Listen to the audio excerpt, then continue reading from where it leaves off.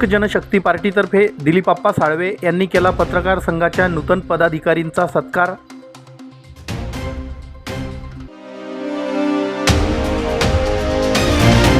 वाढत्या उन्हाचा आणि लग्नसराईचा दुहेरी फटका। टोमॅटो कॅरेट 800 रुपयांवर, दुधी भोपळा 25 रुपये किलो।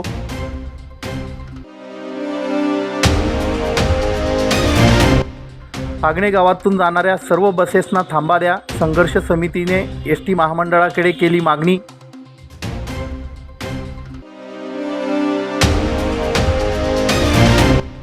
आणि बबळाच येथे छत्रपती शिवाजी महाराज महाराजस्व अभियान समाधान शिबिराचं यशस्वी आयोजन। धुळे जिल्हा मराठी पत्रकार संघाच्या अध्यक्षपदी मनोज गर्दे यांची दुसऱ्यांदा बिनविरोध फेरनिवड झाली आहे। या निवडीबद्दल मनोज गर्दे आणि पत्रकार संघाचे नूतन पदाधिकारी यांचा लोकजनशक्ती पार्टीतर्फे उत्तर महाराष्ट्र अध्यक्ष दिलीपप्पा साळवे यांनी भव्य सत्कार केला। पत्रकार भवनात हा सत्कार समारंभ पार पडला। याप्रसंगी लोकजनशक्ती पार्टीच्या महिला जिल्हाध्यक्षा शोभाताई चव्हाण, महासचिव ॲडव्होकेट कुंदन खरात, मधुकर चव्हाण, पुक्या बाबा साळवे, सागर चव्हाण यांच्यासह कार्यकर्ते उपस्थित होते।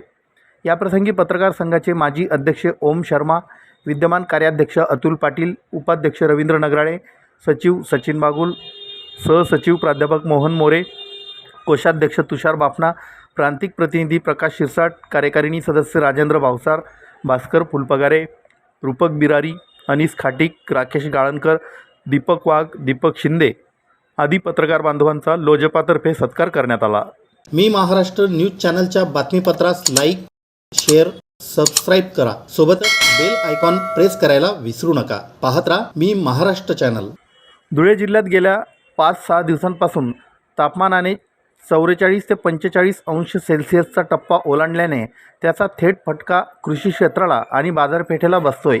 या असह्य उन्हामुळे मजुरांनी शेतात काम करण्यासाठी जाणं टाळल्याने भाजीपाला काढणीची कामे पूर्णपणे ठप्प झाली आहेत। याविषयी धुळे कृषी उत्पन्न बाजार समितीतील अडत व्यापाऱ्यांनी दिलेल्या सविस्तर माहितीनुसार मजुरांच्या अभावी शेतकऱ्यांचा माल बाजारात पोहोचतच नसल्याने शेतमालाची आवक कमालीची घटली आहे। बाजारात मुळातच माल कमी येत असल्याने आणि समोर मागणी जास्त असल्याने उपलब्ध भाजीपाल्याला प्रचंड भाव मिळत असून दरांचा मोठा भडका उडाला आहे। शेतमालाची आवक घटल्याचा हा थेट परिणाम बाजारातील दरांवर स्पष्टपणे दिसून येत असून व्यापाऱ्यांनी दिलेल्या आकडेवारीनुसार सर्वच भाज्यांचे भाव गगनाला भिडले आहेत। काही दिवसांपूर्वी 300 ते 350 रुपयांना मिळणारा टोमॅटो कॅरेट आता थेट 750 ते 800 रुपयांवर पोहोचला आहे। तर 7 ते 8 रुपये किलोने विकला जाणारा दुधी भोपळा आता 20 ते 25 रुपये किलोवर गेला आहे। याशिवाय कोथिंबीर, हिरवी मिरची आणि इतर दैनंदिन पालेभाज्यांचे दरही कडाडले आहेत। एकीकडे उन्हाळ्याचा वाढता तडाखा आणि दुसरीकडे सध्या सुरू असलेल्या लग्नसराईच्या हंगामामुळे वाढलेली अतिरिक्त मागणी यामुळे भाजीपाला बाजारात मोठी भाववाढ पाहायला मिळत असून सर्वसामान्यांचं बजेट कोलमडलं आहे। धुळे कृषी उत्पन्न बाजार समितीमधून आडत दुकानदार गेल्या 5-6 दिवसापासून तापमान अत्यंत वाढलेलं असल्यामुळे 44-45 अंश सेल्सिअस तापमान हे धुळे जिल्ह्यामध्ये आहे आणि त्यामुळे शेतकरी अत्यंत आवाजील झालेला आहे। कारण की मजूरच शेतात काम करण्यासाठी जात नसल्यामुळे शेतकऱ्याचा माल मार्केटात येत नाही आहे आणि जो काही माल येतो त्याला प्रचंड भाव या ठिकाणी वाढलेला आहे। कारण की आवक कमी असल्यामुळे टमाट्याचं कॅरेट जे 300-350 रुपये जात होतं ते अचानक आता 750-800 रुपये या ठिकाणी जातं आहे आणि प्रत्येक मालाचा भाव या ठिकाणी वाढलेला आहे। जर दुधी भोपळा 7-8 रुपये जात होता आता तो 20-25 रुपये किलो जातो आहे। गड्ड्याचा कोथिंबीर, मिरची सर्वच भाव या ठिकाणी गगनाला भिडलेले आहेत। तसंच लग्न सराईचा सुद्धा फटका मार्केटला झालेला आहे। मी महाराष्ट्र न्यूज चॅनलच्या बातमीपत्रास लाईक, शेअर, सबस्क्राईब करा। सोबतच बेल आयकॉन प्रेस करायला विसरू नका। पाहत राहा मी महाराष्ट्र चॅनल।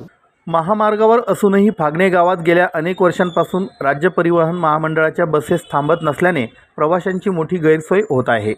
बस थांबत नसल्याने विद्यार्थी, ज्येष्ठ नागरिक आणि दिव्यांग प्रवाशांना नाहक त्रास सहन करावा लागतोय। वेळेवर बसेस न मिळाल्यामुळे विद्यार्थ्यांचं शालेय आणि महाविद्यालयीन नुकसान होत असून अनेक नागरिकांना नाईलाजाने खाजगी वाहनांमधून जीवघेणा प्रवास करावा लागतो। या रोजच्या त्रासाला कंटाळून आणि या समस्येवर कायमस्वरूपी तोडगा काढण्यासाठी ग्रामस्थांनी एकत्र येत संघर्ष समितीची स्थापना केली।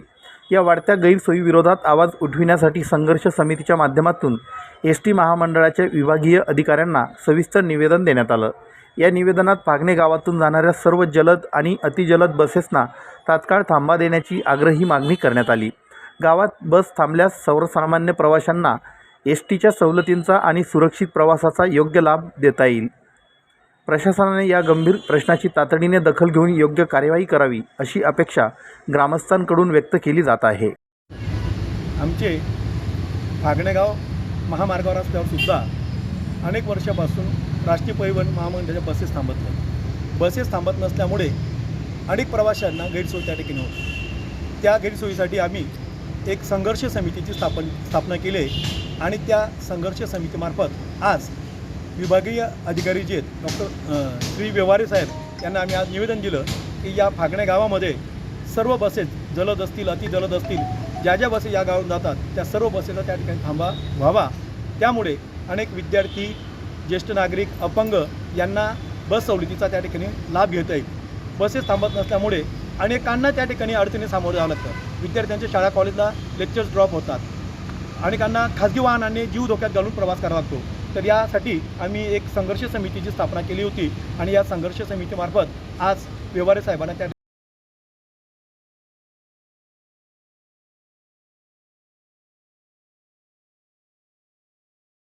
मी महाराष्ट्र न्यूज चॅनलच्या बातमीपत्रास लाईक, शेअर, सबस्क्राईब करा. सोबतच बेल आयकॉन प्रेस करायला विसरू नका. पाहत राहा मी महाराष्ट्र चॅनल. महाराष्ट्र शासनाच्या महसूल व वन विभागाच्या दिनांक 18 फेब्रुवारी 2026च्या शासन निर्णयानुसार क्षेत्रीय स्तरावर ग्रामीण भागात सर्वसामान्य जनता, शेतकरी, विद्यार्थी व महिला यांच्या विभागाशी निगडीत प्रश्नांचं निराकरण करून सेवा देण्याकामी मंडळ स्तरावर छत्रपती शिवाजी महाराज महाराजस्व समाधान शिबिर आयोजित करण्याबाबत आदेशित करण्यात आले आहेत.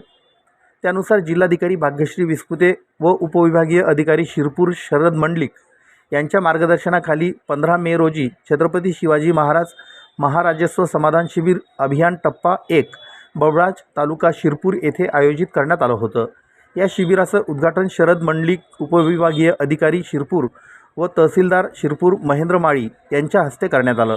यावेळी तहसील विभागाचे विविध शाखेचे अधिकारी, कर्मचारी, होळनाथे मंडळ भागातील सर्व सरपंच, उपसरपंच, मंडळ अधिकारी, तलाठी शिबिराच्या ठिकाणी उपस्थित होते. या शिबिरात सुमारे 650 लाभार्थी यांनी उपस्थित राहून विविध योजनांचा लाभ घेतला व शासनाच्या विविध योजनांची माहिती प्रत्येक स्टॉलला भेट देऊन जाणून घेतली. शिबिराचं प्रास्ताविक तहसीलदार महेंद्र माळी यांनी केलं. त्यात त्यांनी छत्रपती शिवाजी महाराज महाराजस्व अभियानाचा मुख्य उद्देश सांगितला. त्यानंतर अध्यक्षीय भाषणात शरद मंडलिक उपविभागीय अधिकारी शिरपूर यांनी सदर शिबिराचा लाभ सर्व अर्थमंडळातील विद्यार्थी, शेतकरी, सर्वसामान्य नागरिक यांनी घ्यावा असं आवाहन केलं. शिबिर यशस्वी होण्यासाठी होळनाथे मंडळ भागातील सर्व तलाठी, मंडळ अधिकारी यांनी परिश्रम घेतले. शासनाच्या या उपक्रमामुळे ग्रामस्थांनी योजनांचा लाभ व महत्त्वाची माहिती उपलब्ध झाल्याने समाधान व्यक्त केलं. मी महाराष्ट्र न्यूज चॅनलच्या बातमीपत्रास लाईक, शेअर, सबस्क्राईब करा. सोबतच बेल आयकॉन प्रेस करायला विसरू नका. पाहत राहा मी महाराष्ट्र चॅनल.